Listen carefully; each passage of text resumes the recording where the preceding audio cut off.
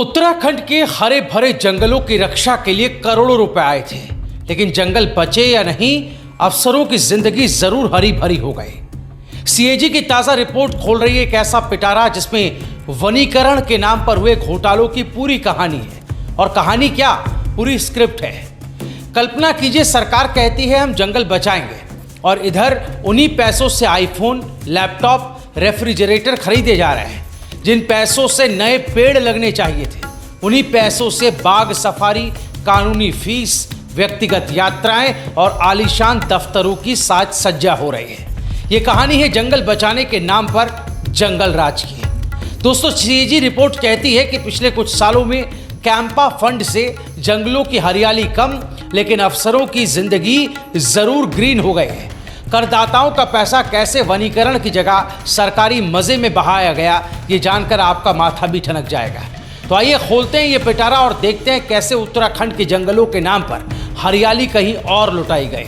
उससे पहले आप सभी से गुजारिश है कि इस वीडियो को हमने बड़ी मेहनत और रिसर्च के साथ तैयार किया है। अगर आपको ये रिपोर्ट पसंद आए तो उसे शेयर ज़रूर करें, वीडियो को आखिर तक देखें, लाइक के साथ ही कमेंट भी करें, चैनल सब्सक्राइब करना ना भूलें। दोस्तों, नियंत्रक और महालेखा परीक्षक, जिसे आप सीएजी के नाम से जानते हैं, इसकी एक रिपोर्ट से बड़ा पर्दाफाश हुआ और कैंपा के पैसों का इस्तेमाल किसी जंगल को सहेजने के लिए नहीं, बल्कि अफसरों की सुविधाओं के लिए किया गया, ये खुलासा हुआ है।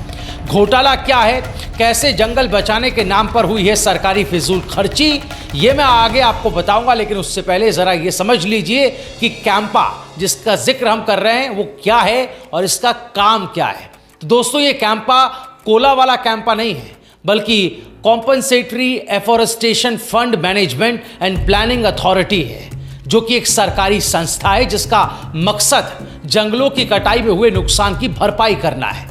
जब कोई कंपनी या सरकारी एजेंसी सड़क, बांध, खदान या कोई और प्रोजेक्ट बनाने के लिए जंगल की जमीन का इस्तेमाल करती है, तो उसके बदले में उसे सरकार को एक तय राशि देनी होती है, रकम देनी होती है। और इस पैसे का इस्तेमाल नए पेड़ लगाने जैसे प्रतिपूरक वनीकरण इसको कहा जाता है।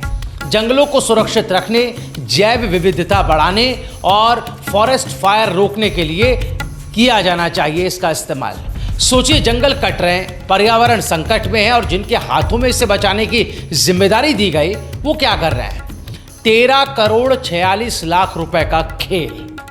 इसमें शामिल है क्या क्या, ये मैं आपको बताता हूं। सरकारी दफ्तरों के लिए आईफोन, लैपटॉप, रेफ्रिजरेटर यानी फ्रिज, बाग सफारी से लेकर व्यक्तिगत यात्राएं और कानूनी फीस तक का खर्चा। डीएफओ अल्मोड़ा में बिना किसी मंजूरी के सोलर फेंसिंग पर 13,51,000 उड़ा दिए गए। जन जागरूकता के लिए आए 6,54,000 से ऑफिस बना लिया गया। अब ये बस सोचिए कि ये पहली बार हुआ। सीएजी रिपोर्ट बताती है ये खेल 2013 से पहले भी खूब चला है। 212.28 करोड़ रुपए प्रतिपूरक वन रोपण शुल्क के नाम पर वसूले ही नहीं गए। अस्वीकृत प्रोजेक्ट्स पर, जिन्हें जो है स्वीकार्य नहीं किया गया था, सहमति नहीं दी गई थी, उस पर 2 करोड़ 13 लाख रुपए खर्च कर डाले। प्रधान सचिव के घर की मरम्मत, सरकारी क्वार्टर, गाड़ियों की खरीद, इन सब पर 12 करोड़ 26 लाख रुपए वन संरक्षण के नाम पर फूंक दिए गए। कॉर्बेट टाइगर रिजर्व में लंच और जश्न समारोह के नाम पर 6 करोड़ 14 लाख रुपए उड़ा दिए गए। रिपोर्ट कहती है कि 188.62 हेक्टेयर वन भूमि का बिना मंजूरी के गैर वनीय कार्यों में इस्तेमाल किया गया। 52 प्रोजेक्ट्स ऐसे थे जो बिना भारत सरकार की अनुमति के ही चालू कर दिए गए, फिर भी किसी के खिलाफ कोई कार्रवाई नहीं हुई।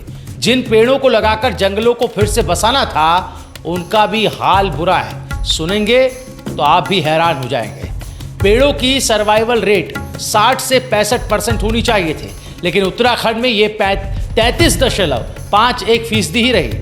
पेड़ ऐसे इलाकों में लगाए गए जहां वो पनप ही नहीं सकते। उबड़ खाबड़ चट्टानी ढलानों पर बड़े देवदार के पेड़ों के बीच नए पेड़ लगाने से वो पनप ही नहीं पाए। रखरखाव का कोई इंतजाम नहीं, जिससे मवेशियों और इंसानी गतिविधियों से नुकसान हुआ है।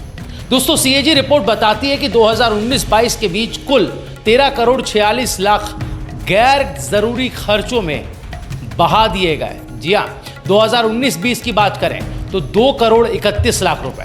2020-21 को देख लीजिए, सबसे ज़्यादा खर्च हुआ 7,96,00,000 और 2021-22 में 3,58,00,000 रुपए।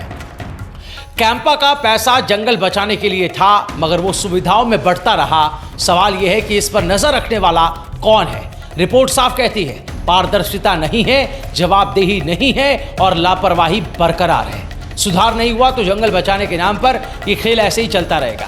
तो फिर सवाल वही, कैसे बचेगा उत्तराखंड का जंगल जब जिम्मेदार ही इसे बेचने पर आमादा है?